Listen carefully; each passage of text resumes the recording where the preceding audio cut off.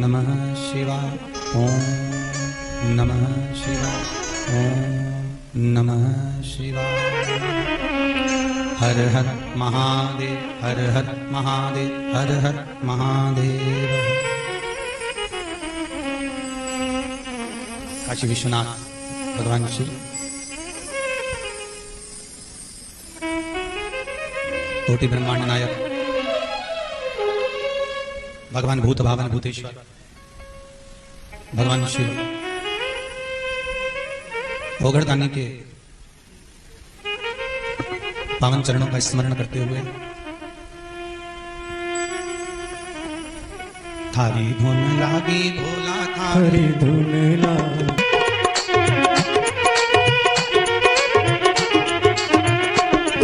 काशी विश्वनाथ भगवान की।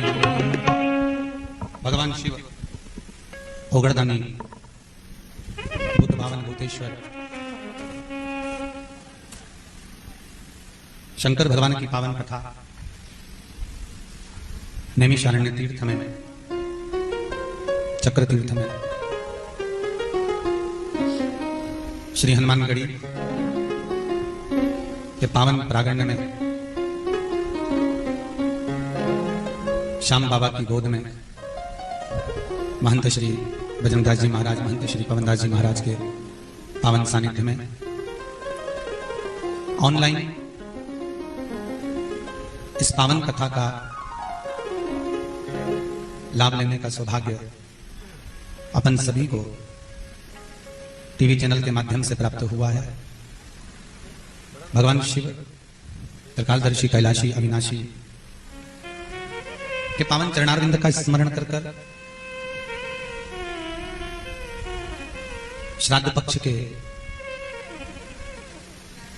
इन दिनों में जहां पर पितृलोक से पितृ भी आर्यमा देव के द्वारा मृत्यु लोक में भेजे जाते हैं,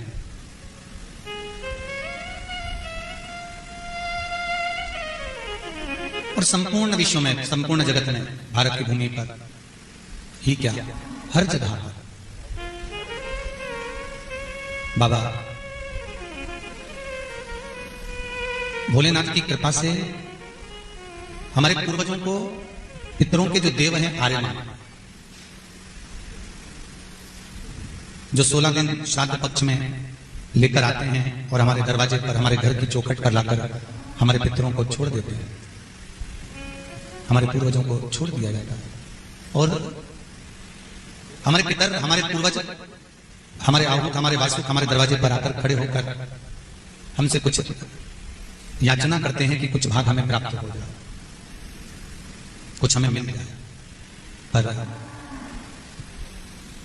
परिवार में इतने सदस्य हैं, कुटुंब में इतने लोग हैं, बड़ा भाई सोचता है कि छोटा तर्पण करेगा, छोटा पिंड देगा, छोटा सोचता है बड़ा तर्पण करेगा, बड़ा पिंड देगा। मंजला सोचता है कि संजला करेगा, संजला सोचता है मंजला करेगा। और पितर दरवाजे पर आकर खड़े रहते हैं, पितर अपने द्वार पर, अपनी चौखट पर आकर खड़े रहते हैं कि कुछ यहां से मिल जाए, कुछ यहां से प्राप्त हो। जब मिलता नहीं, और पितरों के देवता आर्यमा स्वामी वापिस आकर जब लेकर जाते हैं पितरों को, तिथि के दिन ग्रहण कर जब लेकर जाते हैं, तब वो आर्यमा स्वामी पितरों से पूछते हैं, हमारे घर के पूर्वजों से पूछते हैं, हमारे घर के पूर्वजों से ये पूछते हैं कि आपको कुछ मिला कि नहीं मिला, आपको कुछ प्राप्त हुआ कि नहीं हुआ। और जब हमारे पितर दरवाजे पर खड़े होकर निवेदन करते हैं कि हमको कुछ प्राप्त नहीं हुआ, हमें कुछ भी नहीं मिला, तब पितरों के जो देवता हैं आर्यमा स्वामी, वो पुत्रों को, वंश को, परिवार को श्राप देते हैं, बद्दुआ देते हैं कि घर के पूर्वज इतना छोड़कर गए, इतना सारा मकान, गाड़ी, बंगला, जमीन, जायदाद सब देकर गए, तो तुमने उसका प्रयोग तो किया, पर पूर्वजों के प्रति समर्पित कहां रहा? पूर्वजों के प्रति तुम्हारा समर्पण कहां रहा? उसी समर्पण को देखते हुए 16 श्राद्ध में, श्राद्ध पक्ष में भारत की भूमि पर नैमिषारण्य तीर्थ में भागवत तो बहुत हुई, 108 भागवत क्या, नैमिषारण्य की भूमि पर तो संतों ने, महंतों ने, भगवंतों ने हजारों हजार भी भागवत पोथी रखी, भागवत पुराण हजारों हजार भी गई। पर इस पुण्यमय धरा पर नैमिषारण्य तीर्थ में शिव महापुराण 108 अभी तक नहीं हुई थी। और केवल नैमिषारण्य तीर्थ में ही नहीं, पूरे भूमंडल पर 108 शिव महापुराण के अखंड जाप पाठ नहीं हुए। पर सबसे मूल तो यह है कि इसमें केवल एक पोथी नहीं, 108 पोथी जितने, और अभी भी संपूर्ण भारत की भूमि पर संपूर्ण तीर्थों में जहां तहां भागवत तो 108 हो रही होगी, और ना जाने कहां कहां भागवत भी चल रही होगी, हो सकता है गोपनीय हो, गुप्त हो, पर शिव महापुराण की पोथी, शिव महापुराण का स्मरण जो श्राद्ध पक्ष में करने को मिला है, उसका आनंद ही दूसरा। मैं यजमान परिवार को भी साधुवाद देता हूं बहुत बहुत कि बाबा भोलेनाथ आपके भंडार करे, कृपा करे, जो आपने इतने आनंद के साथ कथा का लाभ संपूर्ण जगत में दिया। जिस पुराण को हम श्रवण करने के लिए बैठे हैं, कोई साधारण से पुराण नहीं है हमारा। 24,000 श्लोक की ये शिव महापुराण के 7 खंड हैं और 12 संहिता है, और एक एक खंड, एक एक संहिता, शिव महापुराण का एक एक तत्व, एक एक अंश हमारे जीवन को सार्थक करने वाला। और जिस पुराण को हम श्रवण कर रहे हैं, जिस भोलेनाथ की कथा को, जिस शंभू की कथा को, गुप्तेश्वर महादेव की इस पावन धरा पर नैमिषारण्य तीर्थ में जब हम श्रवण करने के लिए बैठे हैं, एक एक कण कण में, अभी महंत जी बोल रहे थे कि जितने शिवलिंग कहीं पर नहीं, उतने शिवलिंग इस नैमिषारण्य तीर्थ में। और आपको पहले भी कहा, शंकर कहीं दूर नहीं है, जब तक श्वास चल रही है तब तक इस शरीर में शिव है, और जिस दिन ये श्वास चलना बंद हो जाए, उस दिन शिव गया तो केवल शव रह गया। शिव के जाने के बाद ये शरीर भी शव बन जाता है। हर कंकर में शंकर समाया हुआ है। यदि कंकर में शंकर नहीं होता तो शिव जी के गले में भी सर्प नहीं होता। स्वयं भगवान विष्णु से भगवान शिव जी ने कहा, नारायण तुम मिलने नहीं आते आजकल, आपका आगमन नहीं होता, आप पधारते नहीं हो, आप आते नहीं हो, क्यों?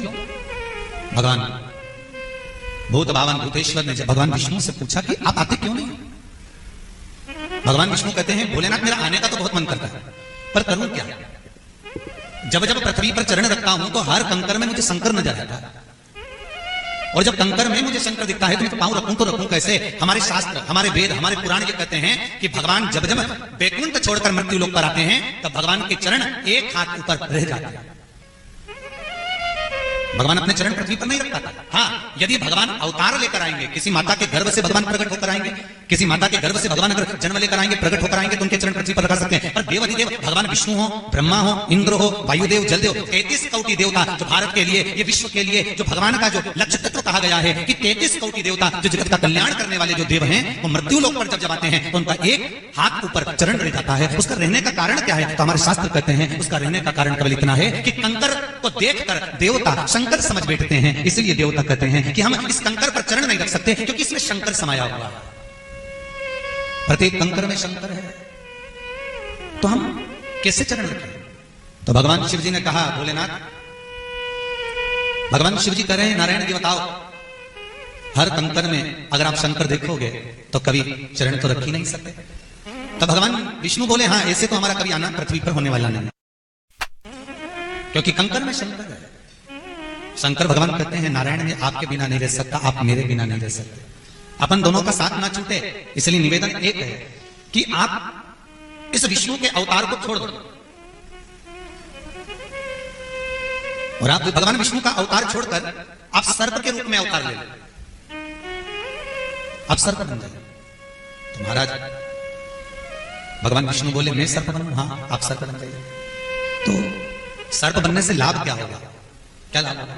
तो भगवान तुरंत उसी समय पर भगवान शंकर ने कहा, नारायण जब आप सर्प बन जाएंगे तो मैं आपको गले में धारण कर लूंगा, ना आप मुझसे दूर होंगे ना मैं आपसे दूर होऊंगा, अपन दोनों एक दूसरे से दूर होंगे ही नहीं, अपन दोनों एक दूसरे से दूरी बनाएंगे ही नहीं।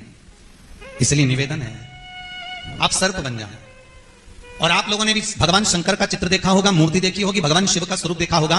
शंकर के गले में एक सर्प नजर आता है। वैसे शिव जी के पूरे शरीर पर 6 सर्प नजर आते हैं। भगवान शंकर के शरीर पर 6 सांप होते हैं। भगवान शिव के शरीर पर संपूर्ण मिलाकर 6 सर्प नजर आते हैं। एक गले में, जटा पर, हस्त कमल पर, कमर पर और बाबा के आसन के नजदीक कमंडल या त्रिशूल के पास। ये 6 सर्प कौन है? तो भगवान शंकर के गले में जो सर्प पड़ा हुआ है वो भगवान विष्णु है। और भगवान के संपूर्ण स्वरूप पर, भगवान के संपूर्ण शरीर पर जो सर्प नजर आ रहे हैं, ये भगवान शंकर की 5 लड़कियां हैं। महाराज जया, विषहरा, शामली बारी, दोतली और देव। शंकर भगवान की 5 लड़कियां जो भगवान शंकर के संपूर्ण शरीर पर लगती रहती हैं। और एक भगवान विष्णु जो भगवान शंकर के गले में सर्प के रूप में विराजमान रहते हैं। सर्प के ऐसे 6 सर्प बाबा भोलेनाथ जी के गले में और शरीर पर पड़े रहते हैं। और आपको पहले भी कथा में कहा है, आज फिर वर्णन करते हैं।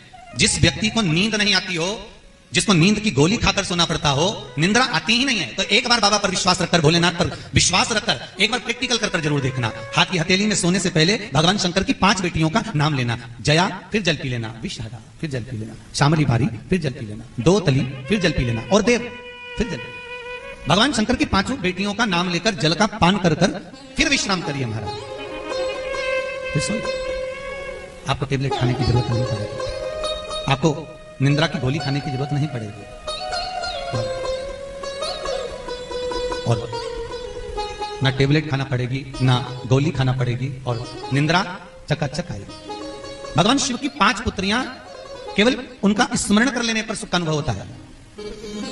वैसे भगवान शंकर की 6 बेटियां, आपको पहले भी कथाओं में वर्णन किया। एक अशोक सुंदरी भी भगवान की बेटी है, एक अशोक सुंदरी भी भगवान शिव की पुत्री है। तो महाराज नैमिषारण्य तीर्थ में सुंदर शिव महापुराण की कथा पूर्वजों को पार लगाने के लिए, पितरों को तारने के लिए पावन आनंद से श्रवण करने का सौभाग्य मिला है। भले आप आ नहीं सकते, पर ऑनलाइन इस कथा का तत्व ग्रहण कर रहे हैं। और यह भाव रखकर श्रवण करें कि आप इस कथा को अपने पूर्वजों के लिए, आहूतों के लिए, वासुकों के लिए श्रवण कर रहे हैं। यह भाव आपके भीतर है। महाराज भगवान भूत भावन भूतेश्वर आनंदमय भगवान शिव सर्वस्व विराजमान। केवल एक नैमिषारण्य तीर्थ ही नहीं, आप जिस जगह पर बैठकर कथा का रसतत्व ग्रहण कर रहे हैं, आप जिस भवन में बैठकर, कोई सोफे पर, कोई पलंग पर, कोई कुर्सी पर, जहां तहां बैठकर, टीवी के सम्मुख में बैठकर, आप फेसबुक, यूट्यूब पर, मोबाइल पर, जिस भी तरह से कथा का रसतत्व ग्रहण कर रहे हैं, आप स्वयं ये भाव रखें कि आप नैमिषारण्य तीर्थ में बैठकर ही कथा को सुन रहे हैं। चक्र तीर्थ में ही आप बैठे हुए, चक्र तीर्थ में ही आप विराजमान महाराज। कितना सुंदर वर्णन शिव महापुराण का आता है। एक देवराज नाम का ब्राह्मण, हे ब्राह्मण, पर ब्राह्मण होने के बाद भी उसने कोई ब्राह्मण कर्म नहीं किया, अपने कर्म से वंचित रहा। ब्राह्मण होने के बाद भी ब्राह्मण कर्म से वंचित है। जिस वर्ण में हमारा जन्म हुआ है, जिस वर्ण के हम, कोई ब्राह्मण है, कोई क्षत्रिय है, कोई वैश्य है, कोई शूद्र है, पर भगवान शंकर के लिए ये चारों वर्ण शिव जी के हैं। भगवान शंकर के यहां कोई ऊंच और नीच का भेदभाव नहीं है, क्योंकि शंकर भगवान को दक्ष प्रजापति ने श्राप दिया था, ए शिव, मैं तुम्हें श्राप देता हूं कि तुम शमशान का निवास करोगे, मैं तुम्हें श्राप देता हूं कि तुम शमशान में रहोगे। तो शंकर भगवान शमशान का निवास करते, तो शमशान कोई साधारण सी भूमि नहीं है, जहां अमीर और गरीब, ब्राह्मण हो, क्षत्रिय हो, वैश्य हो, शूद्र हो, जहां अमीर हो, गरीब हो, कैसा भी हो, जहां सबकी शान सम हो, उसी का नाम शमशान है महाराज। भगवान भूतेश्वर, मेरा शिव, मेरा शंकर, मेरा करुणा सागर, मेरा त्रिकालदर्शी, मेरा कैलाशी, मेरा अविनाशी शमशान में निवास करता है,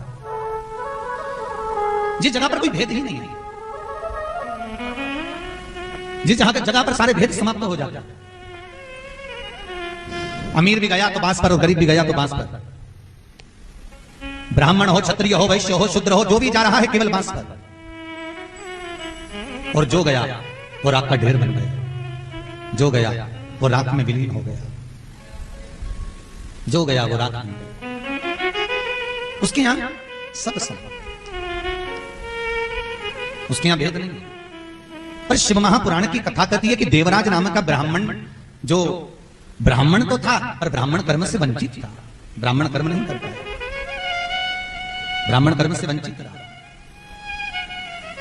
देवराज नाम का ब्राह्मण कहीं से धन लेकर आ रहा था और वो धन लाते कहीं से चोरी कर कुछ संपदा को लेकर आ रहा था, और लाते लाते वो संपदा को ले जाकर शिव मंदिर के अंदर कुछ शरीर में ताप पड़ा, शरीर में जब तपन हुई तो शंकर के मंदिर में जाकर बैठ गया। बाबा भूत भावन के मंदिर में बैठा था एक ब्राह्मण, उसी मंदिर में बैठकर शिव महापुराण की कथा कर रहा था और अनायास कथा मिल गई। कई लोग तो मोबाइल हाथ में रिमोट लेकर बैठते हैं, चैनल बदल बदल के देखते जाते हैं कहां पर शिव पुराण मिल जाए, कहां पर कथा सुनने को मिल जाए। मैं कहा आज फिर कह रहा हूं, सुंदरता होगी तो लुच्चों की नजर जरूर होगी,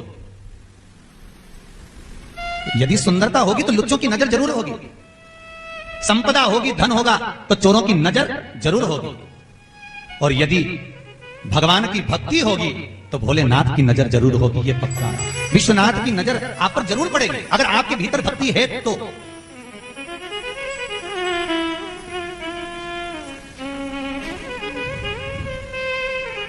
एक पहले किसी ने प्रश्न करा था, गुरुदेव लोग कथा कहते हैं, इतने सारे महाराज जी कथा करते हैं, इतने सारे महाराज कथा कहने वाले हो गए, इतना कथा चल रही, इतनी कथा चल रही, और इतने लोग कथा कहते हैं महाराज जी, और इतने लोग सुनते भी हैं। पर हमने देखा है महाराज इतने लोग सुनते हैं पर कोई मनन चिंतन तो करता ही नहीं, अपने अंदर कोई उतारता तो ही नहीं, फिर कथा करने वाले को फायदा क्या हुआ? जब कथा कोई अपने जीवन में उतार ही नहीं रहा है, कोई कथा सुनकर अपने जिंदगी में अपने जीवन में ले ही नहीं रहा है, तो फिर उसका लाभ क्या? क्या लाभ है उसका? महाराज शिव महापुराण की कथा का स्मरण कर कर कहें तो ये पक्का है, नल के नीचे चाहे आप सीधा घड़ा लगा दो चाहे उल्टा घड़ा लगा दो, बस इतना याद रखना, अगर कथा वाचने वाला नल की तरह है कि कथा कहे जा रहा है, पानी बहे जा रहा है, सुनने वाला घड़े की तरह है कि वो ग्रहण कितना कर रहा है, तो निवेदन है अगर नल चल रहा है उसके नीचे सीधा घड़ा लगाओगे तो वो भरा जाएगा, और यदि कोई ग्रहण कर रहा है तो भर रहा है, और मालूम पड़े उल्टा घड़ा लगा दिया, कोई ने सुना ही नहीं, बस तुम बोले गए और धारण ही नहीं करा, अपनी जिंदगी में उतारा ही नहीं, तो क्या फायदा है? तो शिव महापुराण की कथा कहती है भले घड़े को उल्टा भी अगर नल के नीचे रख दिया पर घड़ा शीतल तो रहेगा, ठंडा तो रहेगा, बस इतना ही बहुत है कि हम शंकर माने हमको कैलाश ओ भोले बाबा, जाना है हमको कैलाश ओ भोले बाबा। भगवान शिव पर विश्वास रखकर भगवान शंकर का अनुमोदन करने वाला, शिव का स्मरण करने वाला सुख को पा जाता है, शंकर को प्राप्त कर सकता है।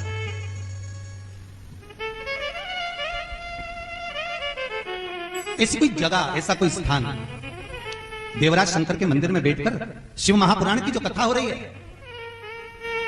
केवल थोड़ा सा धन ले जाकर शंकर के मंदिर में छुपा है, कथा सुनने नहीं गया। बहुत ध्यान देना महाराज, मेरा ओघड़दानी की दया देखिए, कोई एक देवता ऐसा बता दो, कोई एक मनुष्य ऐसा बता दो, कोई एक जीव ऐसा बता दो जिसको शिव ने ना दिया, जिसको शंकर ना दिया, जिसको शंकर ने कुछ ना दिया, कोई एक जगह, एक स्थान।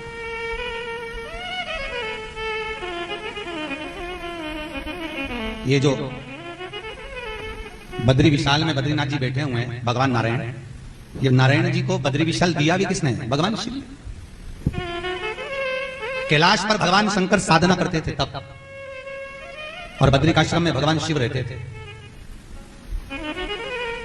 ये बद्रिकाश्रम भगवान शंकर का निवास करते थे। एक बार भगवान नारायण लक्ष्मी जी से बोले, लक्ष्मी चल अपन शिव जी से मिलकर आते हैं, चल लक्ष्मी, भगवान भोलेनाथ से जरा मिलकर आते हैं। लक्ष्मी जी और नारायण दोनों शंकर जी से मिलने के लिए उत्तराखंड की पावन भूमि बद्रिकाश्रम में आ गए। अलकनंदा नदी के तट पर बाबा भोलेनाथ साधना में लीन थे, माता एक गुफा में शिव जी के लिए भोजन बना रहे थे, और आकड़िया की रोटी बनाई, काकड़िया की साग, और परसे माता पार्वती जी पावे भोलानाथ। जैसे ही माता पार्वती जी ने भोजन बनाया, भोलेनाथ जी के लिए लगाया, और भोलेनाथ जी समाधि से उठकर आए, भोजन कर रहे थे।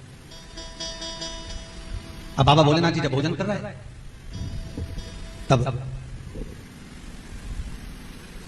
भगवान विष्णु और लक्ष्मी का आगमन हो गया और भगवान विष्णु और लक्ष्मी जैसे ही पधारे, देवऋषि नारद ने आवाज लगाई श्रीमन नारायण। शंकर जी समझ गए कि आज भगवान विष्णु आए हैं।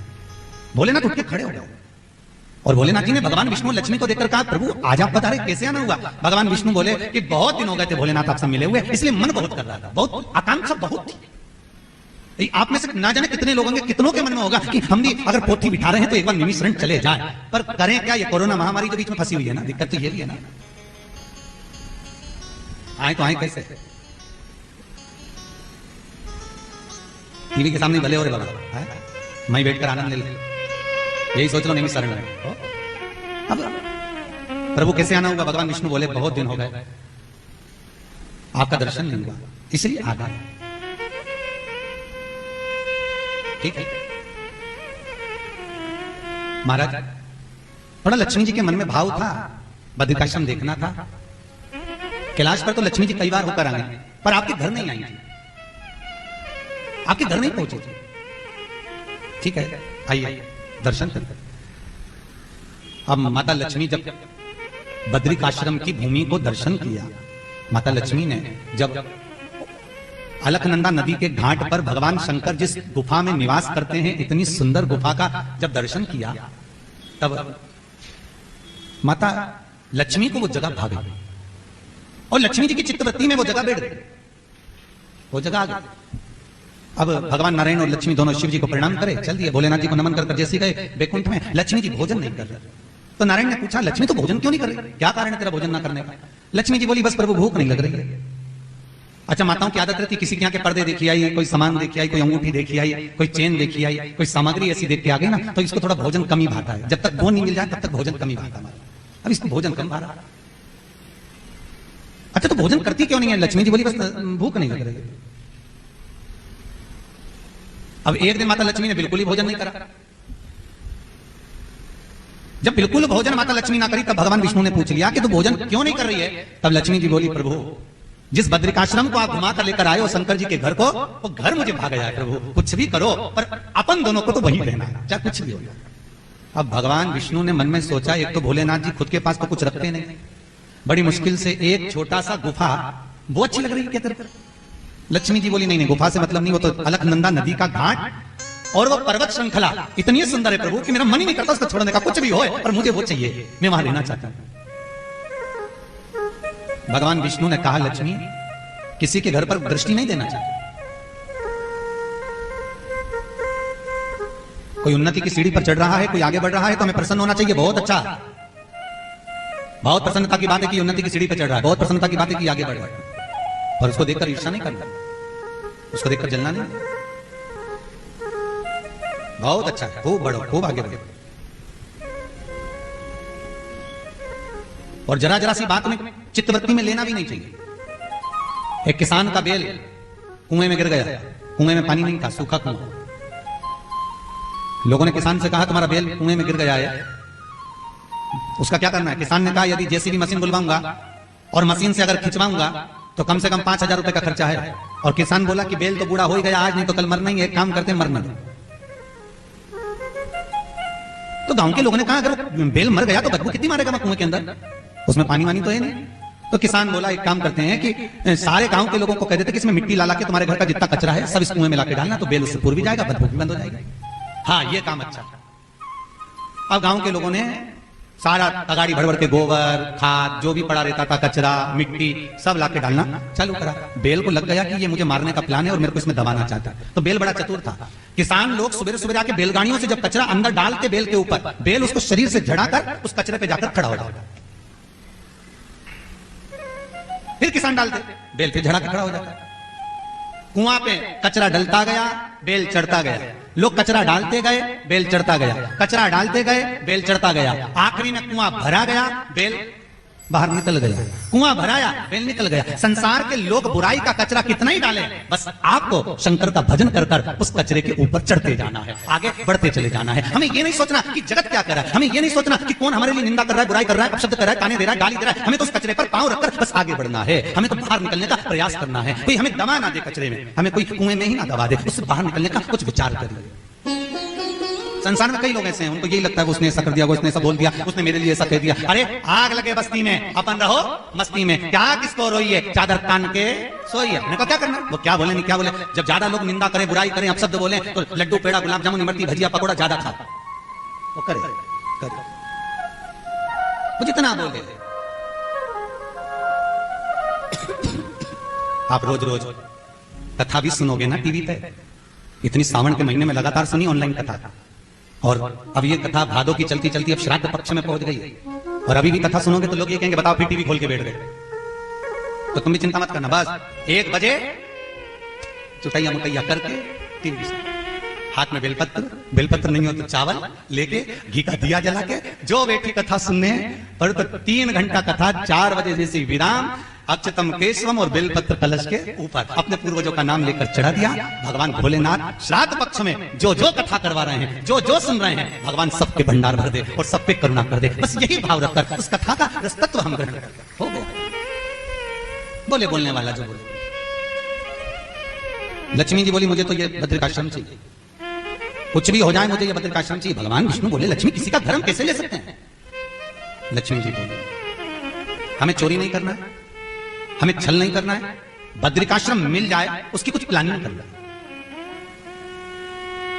कुछ ऐसा करा जाए कि ये बद्रिकाश्रम हमको मिल जाए।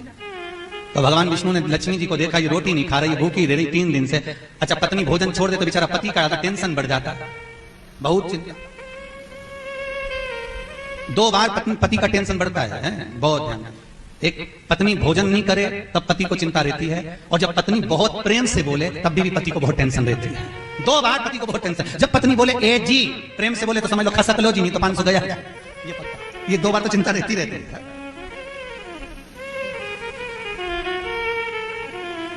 अब भगवान विष्णु को लग गया कि आखिर लक्ष्मी भोजन कर नहीं रही है, तो लक्ष्मी भोजन तो कर ले, मैं तेरे को बद्रिकाश्रम दिलवा दूंगा। नहीं, बद्रिकाश्रम जिस दिन मिला उस दिन भोजन किया। अब भगवान को बड़ी चिंता लग गई। अब भगवान ने सोचा कुछ भी कर कर लाना तो पड़ेगा, पर देव अधिदेव महादेव तो देवताओं के भी बाप है, देवों के देव महादेव तो जगत का बाप। अब जब वो जगत का बाप है तो भगवान विष्णु ने सोचा बाप बनकर कुछ नहीं लिया जा सकता, संसार में अगर किसी से कुछ लेना है तो पुत्र बनकर ले सकते, बेटा बाप। और भगवान विष्णु ने बच्चे का रूप रख लिया। 4 महीने के बच्चे का रूप रखकर भगवान विष्णु अलकनंदा नदी के घाट पर रोने लगे। पार्वती के कानों में शब्द चले गए, और माता पार्वती के कानों में जैसे शब्द गया तो पार्वती जी ने भगवान शंकर से कहा भोलेनाथ मुझे लगता है कोई माँ अपने बच्चे को भूल कर चली गई, कोई बच्चा रो रहा है।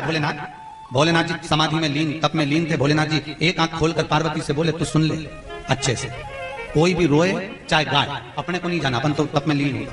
पार्वती जी फिर भगवान शंकर के पूजन में लग गए। अब पार्वती जी जब शंकर भगवान के पूजन में लग गई तो बच्चा के रोने की आवाज फिर तेजी से। अब बच्चे की रोने की आवाज सुनकर भगवान माता पार्वती को फिर चिंता लगी। उन्होंने फिर भोलेनाथ जी से 1 लोटा पानी चढ़कर हर हर महादेव। भोलेनाथ जी बोले अब क्या हुआ, बच्चा रो रहा है भोलेनाथ, ना जाने किसका बच्चा है, मर जाएगा बेचारा ठंड के कारण, प्रभु कृपा कर दीजिए। शंकर भगवान बोले भले मर जाए पर अपन को नहीं जाना। पार्वती जी बोली तुम जगत के नाथ, लोग तुम्हें विश्वनाथ कहते, जगदीश नहीं, कोई तुम्हें जगन्नाथ नहीं कहता, क्योंकि जगत का नाथ केवल जगत में रहता है। विश्वनाथ भरण पोषण करने वाला, विश्व का, संपूर्ण विश्व का, भूमंडल का, केवल अपने एरिया का नहीं, अपने स्थल का नहीं। प्रभु आप लोग विश्वनाथ कहते हो और आप ऐसा कर रहे हो, आप बोल रहे हो मर जाए तो मर जाने दो। हाँ नहीं जाने। पार्वती जी बोली मैं तो जाऊंगा और देख के आऊंगी किसका बच्चा रो रहा है। और माता पार्वती जी चली गई भोलेनाथ जी के मना करने पर भी, और बच्चे को जो देखा तो भगवान विष्णु इतने सुंदर, लक्ष्मी मैया, अब स्वयं लक्ष्मी जिस नारायण को देखकर आनंद पावे तो माता पार्वती बालक को देखकर गोदी में लेकर भगवान विष्णु को तुरंत शंकर भगवान के पास आ गए। और गोदी में लेकर माता पार्वती जब भगवान विष्णु को लेकर आई तो भोलेनाथ जी से बोली देखो कितना सुंदर बालक है, देखो तो। भगवान शंकर तो आंख ही नहीं खोले, प्रभु देखो तो कितना सुंदर बालक है, भगवान देखे ही नहीं। भगवान शंकर को मालूम है अगर आंख खोल के देख लिया तो घाटे का सौदा है। बच्चे को 1 बार गोदी में लिया और थोड़ा सा भी लाड़ लड़ाया और वो मुस्कुरा दिया, 1 बार हिल मिल गया तो ये पक्का है कि वो टॉफी और बिस्कुट का कूड़ा लिए बगैर तो उठेगा ही नहीं, तो ये काम तो करना ही नहीं। भगवान आंख ही नहीं खोले। पार्वती जी बोली मैं जानती हूं तुम नेत्र खोलकर देखना नहीं चाहते, बहुत चतुर हो तुम। भोलेनाथ जी जरा देखो तो कितना सुंदर बालक है। भगवान शंकर ने जो नेत्र खोले और भगवान विष्णु को जो देखा, शंकर भगवान जान गए कि आज प्रभु कैसे आना हो गया। भगवान विष्णु कुछ नहीं बोले, मौन। शिव जी सब समझ गए, सब जान गए। अब पार्वती मैया भगवान नारायण को गोदी में लेकर आई। शंकर भगवान ने शाम के जैसे शाम का समय आया, प्रदोष काल आया, शिव जी ने कह दिया पार्वती चलो घूमने का समय हो गया।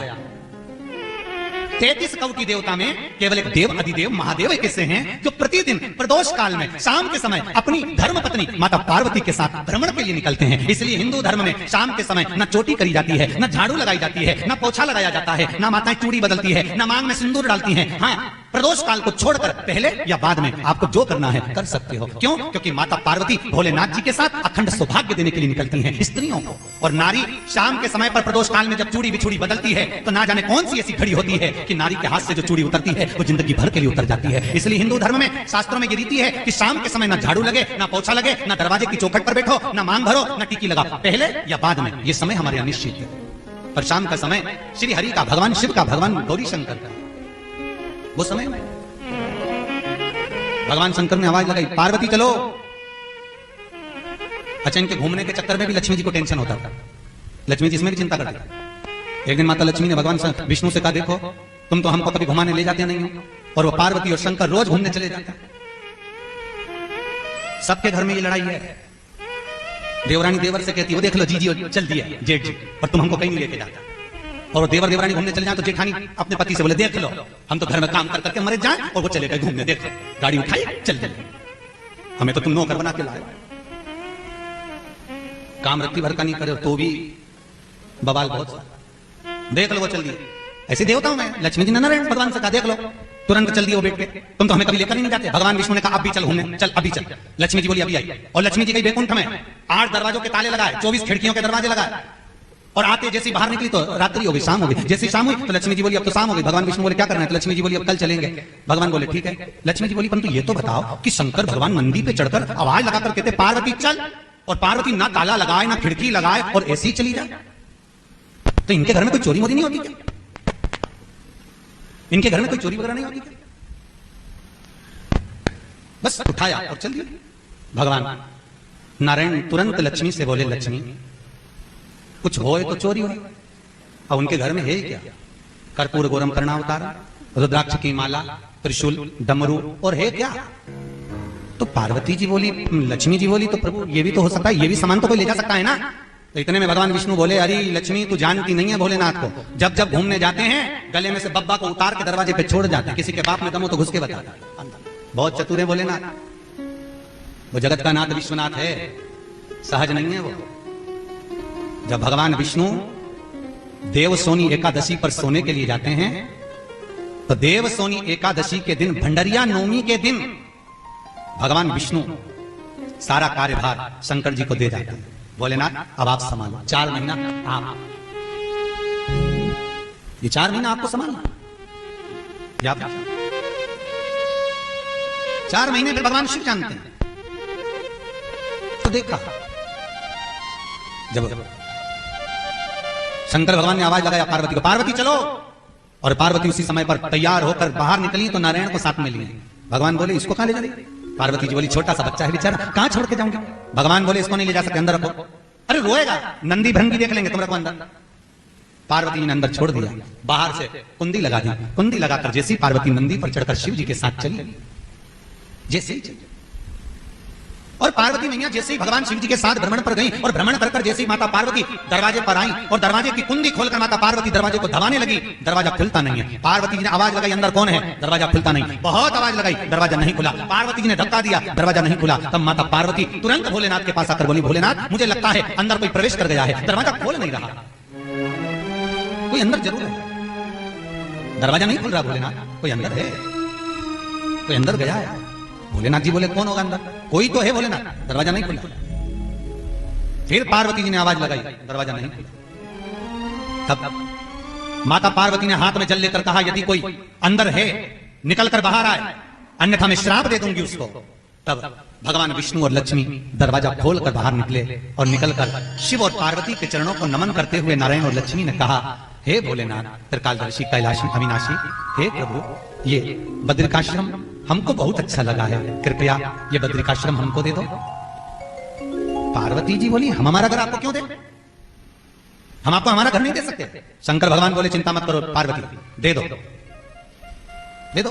तो पार्वती जी बोली ये अपने लगते कौन है जो इनको दे दिया जाए? भगवान शिव ने कहा, पार्वती जब तुमने भगवान विष्णु को गोदी में ले लिया और भगवान विष्णु जब गोदी में आ गए तो शास्त्र कहता है जब कोई गोदी आ जाता है तो पूरी जायदाद का हिस्सेदार हो जाता है। अब मकान इनका हो गया, अपन चलो। पार्वती जी आंख में आंसू भरकर बोली कि अपन जाएंगे कहां, अपन कहां जाएंगे, कहां जाएं? भगवान शिव बोले, पार्वती अगर बद्रिकाश्रम में नारायण और लक्ष्मी रहेंगे तो अपन केदारेश्वर में रहेंगे, चलो यहां से चलिए। भगवान शंकर पार्वती दोनों केदारेश्वर चले गए, बद्रिकाश्रम को। जैसे ही भगवान शिव जाने लगे उसी समय पर भगवान विष्णु ने रोका शंकर भगवान को, भोलेनाथ रुको। शिव जी बोले, क्यों? भगवान विष्णु बोले, भोलेनाथ ये आपकी भूमि है, ये आपकी जगह है। हे त्रिकालदर्शी, हे कैलाशी, हे अविनाशी, भोलेनाथ ये आपकी भूमि है और आपकी जगह पर मैं रह रहा हूं। लक्ष्मी तेरे जिद पर अड़कर तूने शंकर भगवान को अपना घर छुड़वाया है, मैं तेरे साथ एक मंदिर में नहीं रहूंगा। शंकर भगवान ने कहा, ऐसा ना करो नारायण, तुम दोनों यही निवास करो, साथ नहीं रह सकते तो तुम अंदर रहो, लक्ष्मी बाहर रहे। आज भी बद्रिकाश्रम अगर आप कभी दर्शन करने गए हो, जितने टीवी पर कथा सुन रहे हो आप लोग कभी गए होगे तो अवश्य देखना, भगवान नारायण बद्री विशाल अंदर हैं और लक्ष्मी जी बाहर हैं। अंदर नहीं बैठे, अंदर नहीं बैठे, बाहर है लक्ष्मी। भगवान विष्णु ने कहा, नारायण तुरंत बोले, भोलेनाथ ये आपकी भूमि है, मैं वचन देता हूं भोलेनाथ, कोई भी बद्रिकाश्रम आएगा हाथ में स्वर्ण रूपी चने की दाल को लेकर आएगा और चने की दाल लेकर जो इस मंदिर के प्रांगण में इस भूमि पर बद्रिकाश्रम में आएगा और चने की दाल लेकर ओम नमः शिवाय को बोलकर जो मुझे समर्पित करेगा मैं उसका भंडार भर दूंगा। ये बद्रिकाश्रम का नियम है। अब दुनिया के लोगों को ये मालूम है कि बद्रीनाथ जाओ तो चने की दाल लेकर जाओ, पर दुनिया के लोगों को ये नहीं मालूम कि बद्रीनाथ में चने की दाल जो चढ़ती है वो ओम नमः शिवाय का जाप कर फिर चढ़ती है। ओम नमः शिवाय बोलकर भगवान बद्रीनाथ को चढ़ाई दी जाती है, संपदा को बढ़ाने के लिए, धन वैभव को बढ़ाने के लिए। ये संपूर्ण जगत, संपूर्ण भूमि, ऐसी कोई स्थान नहीं, ऐसी कोई जगह नहीं जहां शिव नहीं, ऐसा कोई देव नहीं जिसको शिव ने नाम दिया। संपूर्ण जगत, संपूर्ण भूमि। कौन सी जगह है? मेरे राम जी महाराज जब लंका पर चढ़ाई करते हैं तो मेरे राम जी को भी मालूम है कि लंकाधिपति रावण शिव का भगत है और ये लंकाधिपति रावण, ये लंकेश भगवान शंकर की आराधना करता है। इसको मारना इतना सरल नहीं है, इसलिए मेरे राम जी महाराज ने पुल पार करने से पहले, सेतु बांधने से पहले भगवान शंकर की स्थापना करी, भगवान शिव की स्थापना। भगवान भोलेनाथ भगवान राम जी से आकर पूछे, आपने रामेश्वर धाम की स्थापना करी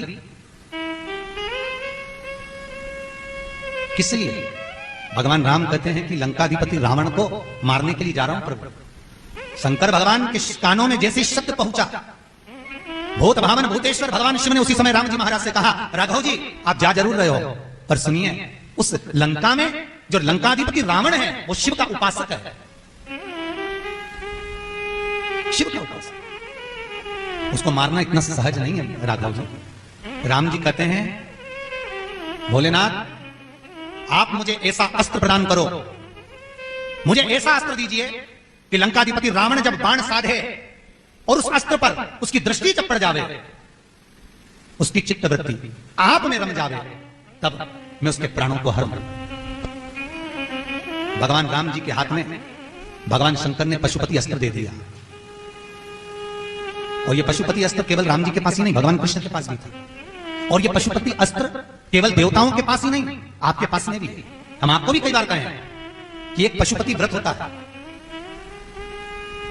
और वो व्रत ऐसा है कि उस व्रत को 5 सोमवार करना चाहिए, कोई से भी 5 सोमवार, जिसमें तुम्हारी मर्जी पड़े।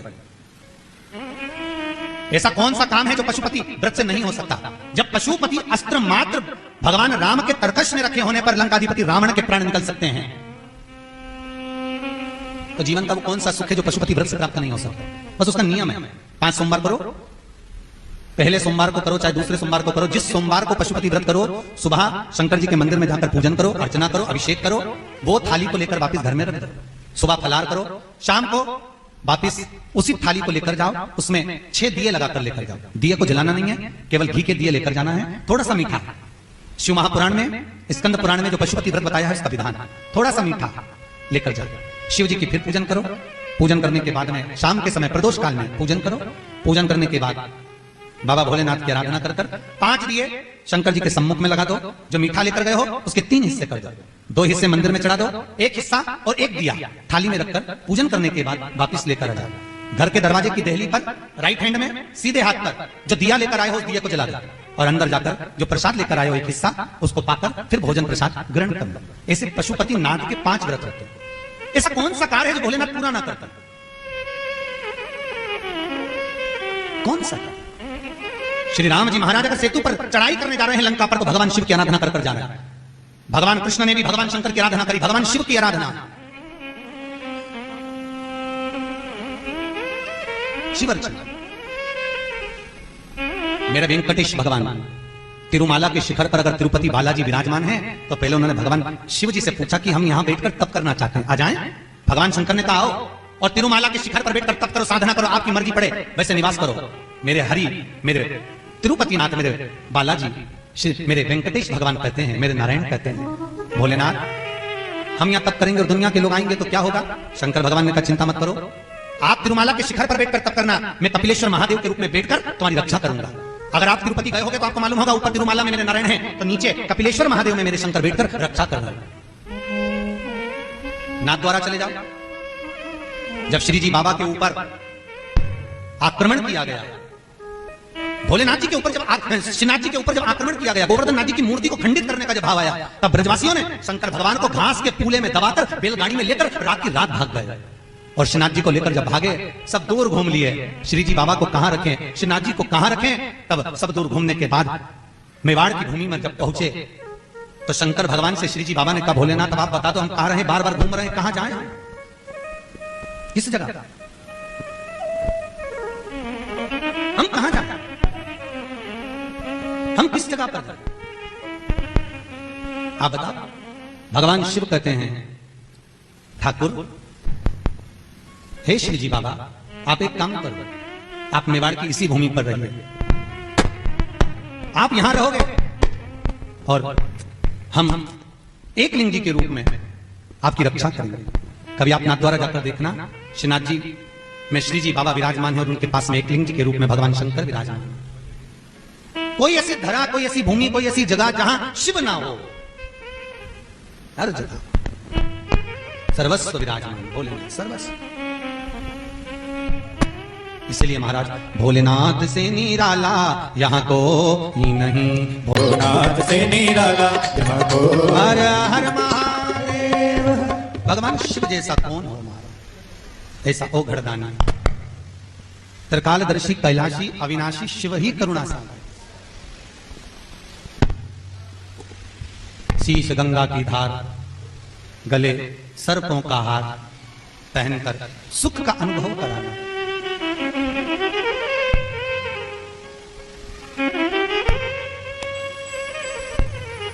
सर्वस्व का सुख देने वाला, सर्वस्व का आनंद देने वाला भगवान शिव। सुंदर प्रसंग, देवराज ब्राह्मण शिव मंदिर में बैठा और देवराज ब्राह्मण भगवान शंकर के मंदिर में बैठकर भगवान शिव के मंदिर में जो कथा ब्राह्मण बाँच रहे हैं, ब्राह्मण देवता जिस कथा को कर रहे हैं उस कथा को देवराज ब्राह्मण श्रवण कर रहे हैं। केवल एक शिव का चरित्र कहता है कि चाहे ब्राह्मण हो, क्षत्रिय हो, वैश्य हो, शूद्र हो, तुम जिस वर्ण के हो, तुम कितने धनपति हो, कैसे हो, ये भगवान शंकर के यहाँ नहीं चलता। शिव तो समता का भाव रखते हैं। उसके लाखों दीवाने बड़े से बड़े उसके चरणों में कंकड़ माटी से पड़े, भाव सम। भोलेनाथ की कथा कर रहे देवराज, कथा में चित्त लग गया देवराज के। थोड़ी देर जो धन लेकर गया था उसमें मन था, कुछ क्षण कथा में मन लगा, पर मन लगा तो लगा कैसे? फिर निवेदन करेंगे, जिसको मनुष्य चुनता है वो संसद में जाकर बैठता है, और जिसको मेरे भोलेनाथ चुनते हैं वो सत्संग में जाकर बैठता है। शिव चुनेंगे तो आप कथा में पहुंचोगे। अगर शंकर ही ना चुने, शंकर ही आपको नहीं चुने हैं कथा के लिए, सत्संग के लिए, भजन के लिए, कीर्तन के लिए, नाम जाप के लिए, तो कहां पहुंचोगे? शिव महापुराण की कथा कहती है जहां शंकर है वहां गंगा है।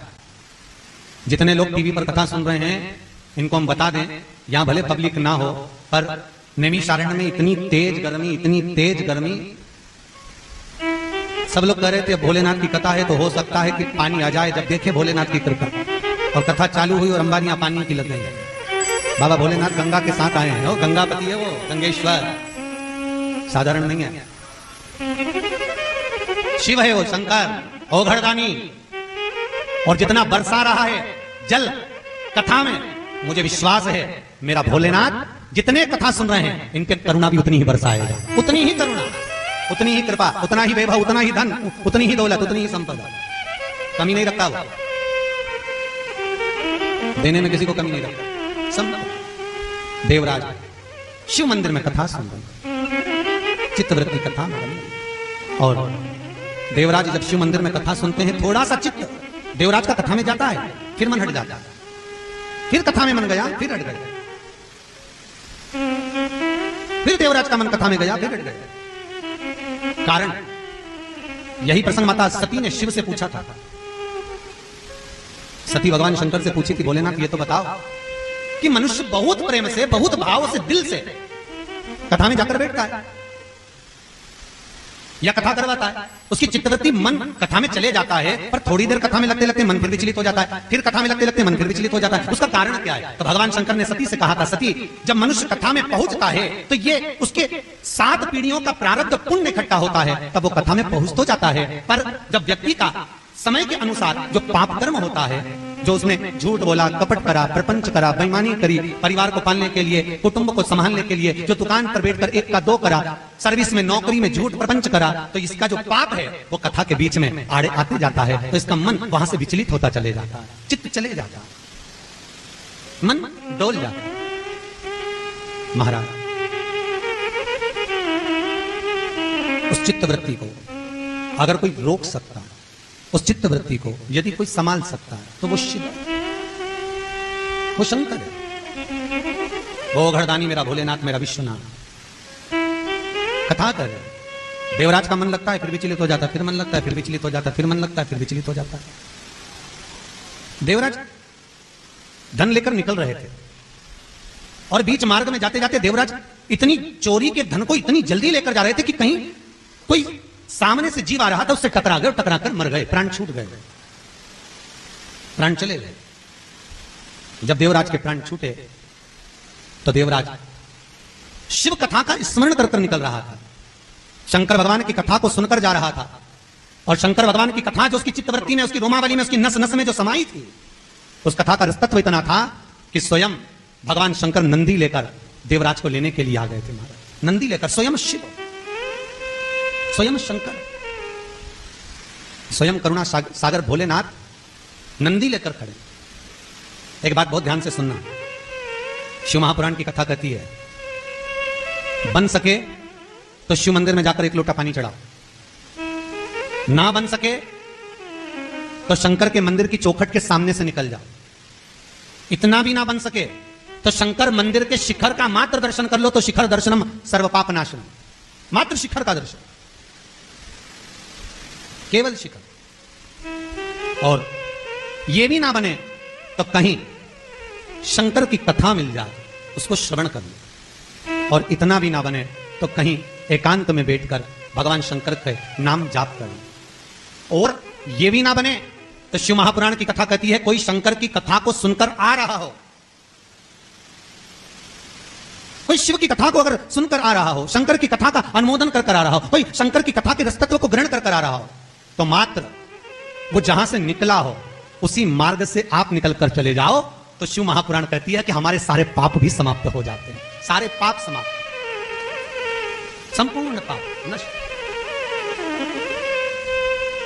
मात्र शिव, मेरे शंकर का मात्र अनुमोदन करने वाले का मात्र दर्शन ही, मात्र दर्शन। शिव कथा कह रही है शिव महापुराण कह रहे, देवराज के प्राण छूट गए और देवराज के प्राण गए, बाबा भोलेनाथ नंदी लेकर खड़े हो गए। देवराज ने हाथ जोड़कर पूछा, मैं जानता नहीं कि आप कौन हैं, पर नंदी पर बैठकर आए हो तो मेरा मन कहता है कि जिनकी मैं कथा सुनकर आ रहा हूं आप वही हैं। ऐसा मुझे लग रहा है कि मैं जिनकी कथा श्रवण कर आया हूं आप वही हैं।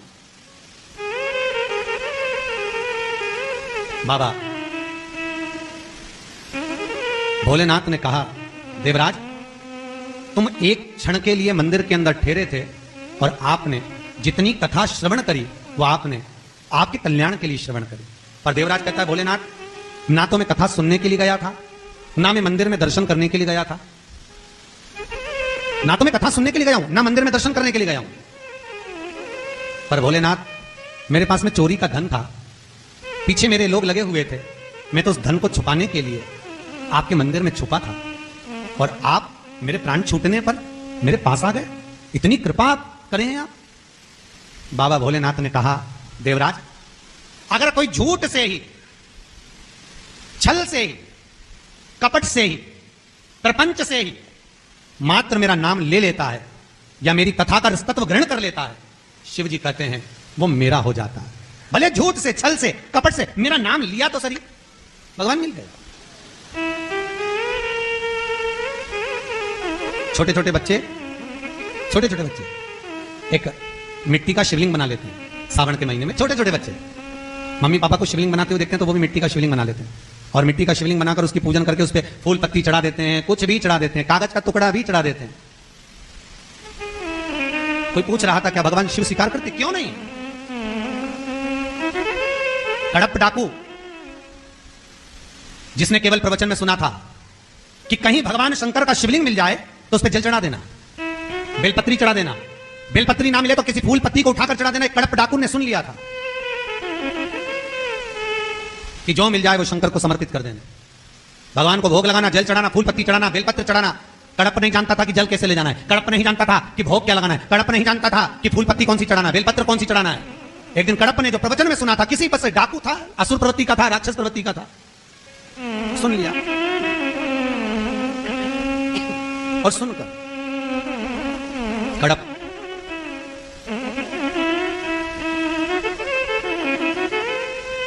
पेड़ पौधे की पत्तियों को तोड़कर ले आया,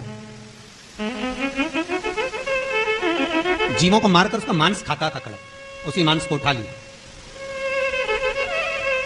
कहीं सरोवर में गया तो देखा कि मेरे एक हाथ में तो मांस है, दूसरे हाथ में फूल पत्ती है, पानी कहां लूं। कड़प ने अपने मुंह में तालाब में मुख लगाकर पानी को भर लिया। शिव मंदिर में गया, शंकर का मंदिर कहां, जंगल में। एक ओटले पर शिवलिंग रखा हुआ था, उसने देखा कितनी फूल पत्ती पड़ी है, पांव से हटा दी, पानी डाल दिया, फूल पत्ती रख दी, जो मांस ले गया था वो भी रख दिया। भाव देखिएगा इस कड़प का, रख दिया। शाम को पंडित जी आए, उन्होंने देखा कि बताओ भगवान शंकर के पास कौन इतनी गंदगी पटक के गया, मांस के टुकड़े पटक कर चले गया। पंडित जी ने झाड़ू पोछा लगाकर साफ करा, गंगा जल छीटा, दूसरे दिन फिर आ गया, फिर डाल गया। पंडित जी ने फिर साफ करा। पंडित जी बड़े परेशान हो गए, रोज रोज कोई आता है गंदगी करके चले जाता है, फिर कोई आता है फिर गंदगी कर जाता है। अब पंडित जी ने आज लोहार की दुकान पर जाकर एक जाल बनवा लिया लोहे का, और शंकर भगवान के शिवलिंग पर वो जाल लगाकर उसको पैक कर दिया। अब कड़प आया तो देखा तो शंकर भगवान का तो शिवलिंग ढका हुआ है। कड़प ने क्या देखा कि एक जाल में से लोहे की तान टूटकर शंकर भगवान के शिवलिंग पर लग गई, और जहां शिवलिंग पर तान लगी थी लोहे की, वहीं से रक्त की धार बह रही थी, रक्त बह रहा।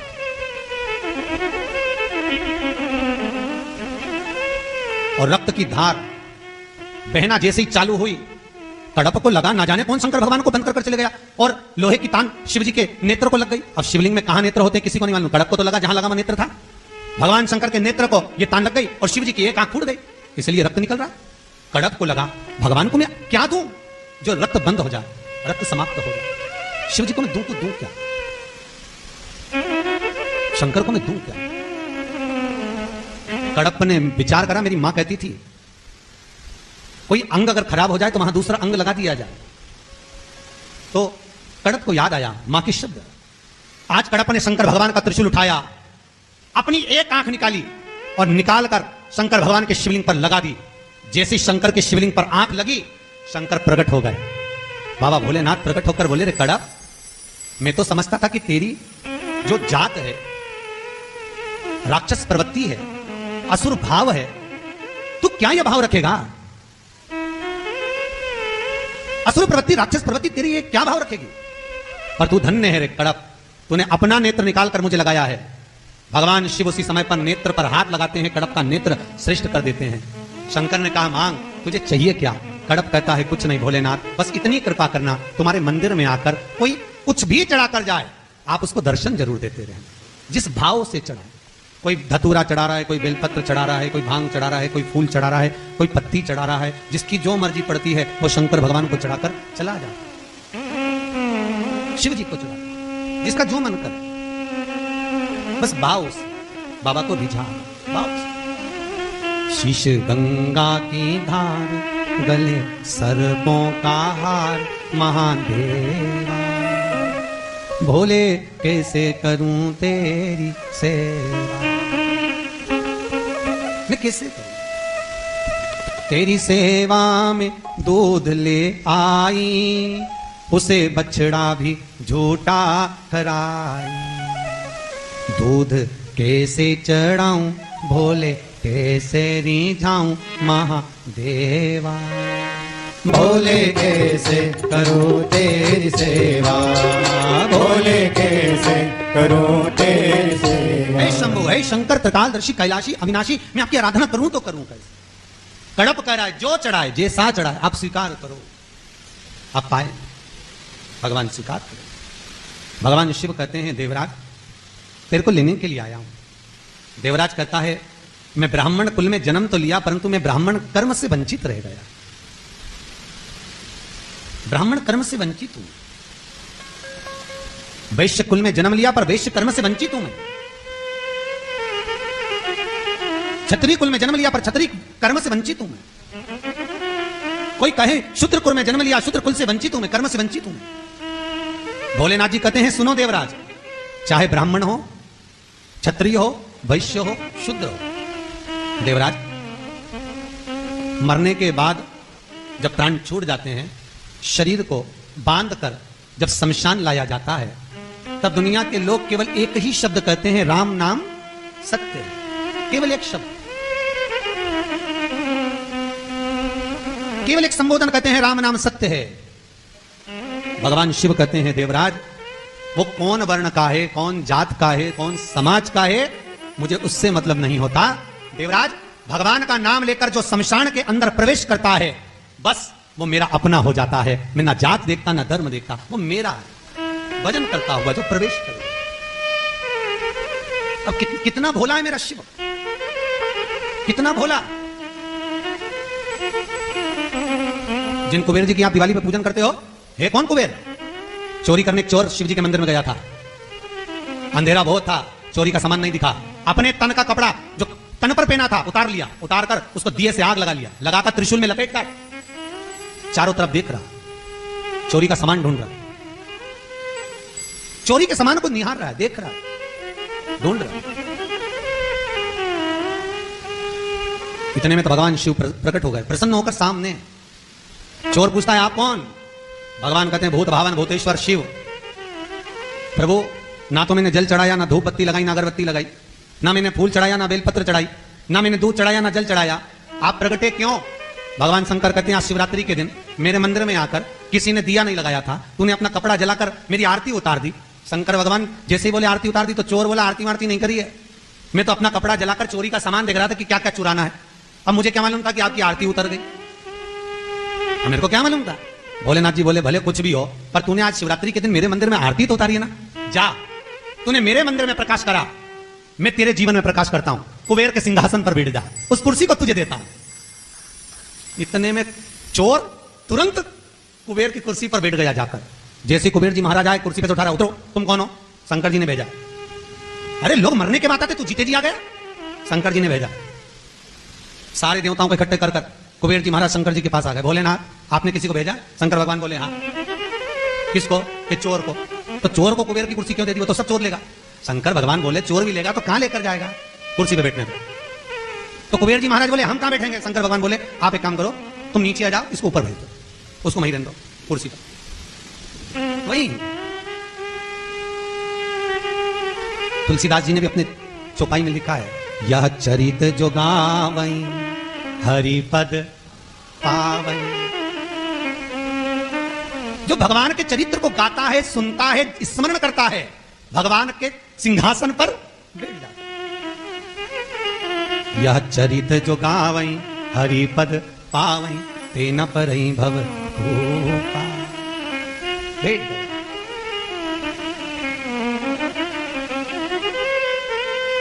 और कुबेर के सिंहासन चोर को दे दिया गया, चोर कुबेर बनकर बैठा। एक बार भगवान विष्णु ने उधार पैसा मांग लिया था, कुबेर ने दे दिया, लक्ष्मी जी की गारंटी पे। लक्ष्मी जी बोली मैं चुकवाऊंगी भैया, तू चिंता मत कर, तू दिलवा। उधार दिया, आज तक तिरुपति के वेंकटेश भगवान उस उधारी को नहीं चुका पाए, और दुनिया के लोग उनकी हुंडी भर भर कर उधारी चुकवा रहे हैं, तो भी उधारी नहीं चुकी है अभी तक, तो भी उधारी नहीं चुकी। पद दिया, धन दिया, वैभव दिया, सब उसी ने दिया कि तेरा ही दिया मैंने खाया पिया है, तेरा शुक्रिया है, तेरा शुक्रिया, उसकी कृपा है। देवराज चलो, भगवान शंकर ने नंदी पर बिठाकर देवराज को कैलाश लेकर चले गए। कैलाश आया समय, शिव महापुराण का महत्तम कहता है, एक बिंदुक नाम का ब्राह्मण जो थोड़ा धन लेकर आता था, पत्नी को देता था, एक दिन कहीं से कुछ धन चोरी का ला रहा था, और चोरी के धन को लेकर भागते भागते एक दीवार से नीचे कूदा, कूदते से ही एक जलाशय में गिर गया, और जलाशय में गिरते ही उसके प्राण छूट गए। शिव महापुराण की कथा कहती है, बिंदुक की धर्मपत्नी चंचुला देवी नैनों से नीर बहाती है कि मेरा पति चले गया, बिंदुक मर गया, प्राण छूट गए। शिव महापुराण की कथा कहती है, 3 तरह से मरे हुए व्यक्ति को मोक्ष नहीं मिलता, और यह बात देवऋषि नारद ने ब्रह्मा जी से भी कही श्रीमद् भागवत के अंतर्गत। पहला, पानी में डूबकर मरे हुए व्यक्ति को मोक्ष नहीं मिलता।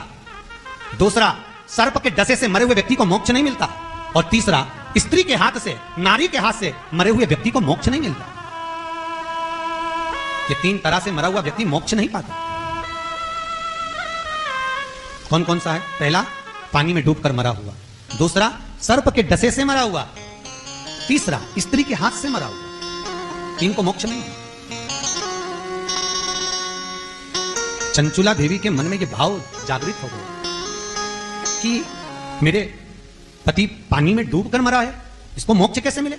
प्रेत की योनि में भटकता रहा बिंदु, प्रेत की योनि में भटक रहा है, और चंचुला देवी सारा अंतिम कर्म करवा दी, अंतिम संस्कार करवा दी, ब्राह्मण भोज करवा दी, दान भी दे दिया, पिंड भी कर दिया, तर्पण तिलांजलि सब कुछ कर दिया, पर बिंदु को मुक्ति नहीं मिली, मोक्ष नहीं मिला। नगरवासी सबको सूचना मिली, आज सबकी सब मिलकर काशी जा रहे थे। चंचुला देवी को मालूम पड़ा कि सारे नगरवासी आज भ्रमण के लिए, शिव नगर भ्रमण करने के लिए काशी जा रहे हैं। और पहले भी शिव महापुराण में कहा, काशी अभिमुक्त नगरी है, काशी मोक्ष नगरी है, काशी अभिमुक्तता रखती है। सारी सृष्टि नष्ट हो जाएगी, पर काशी वहीं की वहीं रह जाएगी, काशी वहीं। सारे नगरवासी काशी जा रहे हैं। चंचुला के कानों में शब्द पड़ा तो चंचुला भी चल दी, आज सब मिलकर जा रहे हैं तो मैं भी चली जाती हूं, थोड़ा दर्शन करूंगी, भजन करूंगी, कीर्तन करूंगी, मन तो कहीं लगता नहीं, काशी की ओर चंचुला बढ़ गई।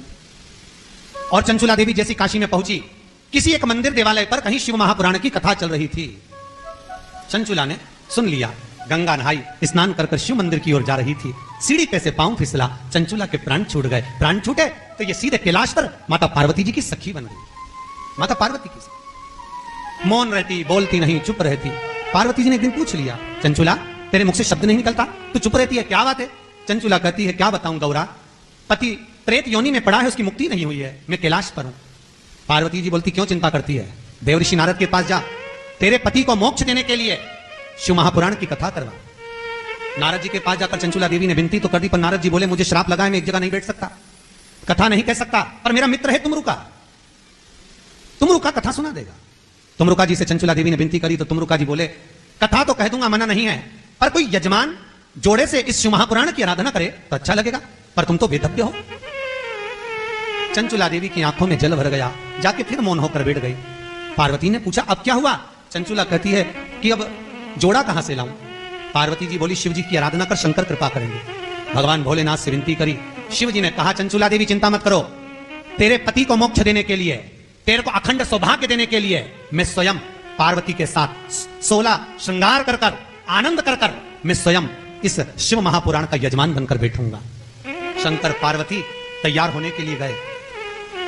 इतने सज धज कर शिव पार्वती बाहर आए कि देवऋषि नारद पूछते हैं भोलेनाथ आप तो ईसर जी लग रहे हो, ये गोरा जी लग रही है, ये गणा और ये गोर, ऐसा लग रहा है आप दोनों गणगौर जैसे दिख रहे हो।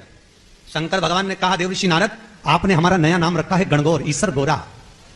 हम वर देते हैं, शिव महापुराण के यजमान बनने के लिए हमने 16 श्रृंगार करा था, तैयार हुए थे, कथा सुनने जा रहे थे, तुमने ईसर जी और गोरा जी बनाया है।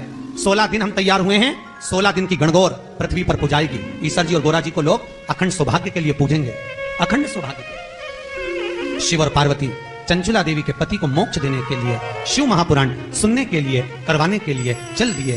भाव से जैसे ही शिव पार्वती जाते हैं, तुमरुका जी सम्मुख बैठकर शिव महापुराण की कथा का वाचन करते हैं। ऐसी पुनीत पावन शिव महापुराण की कथा जो जीवों का कल्याण करने वाली, पितरों को तारने वाली, पितरों के नाभि स्थल चक्रतीर्थ नैमिषारण्य में आप श्रवण कर रहे हैं। अपने अपने घर पर बैठकर इस कथा का संपूर्ण पुण्य फल आप सभी को प्राप्त हो।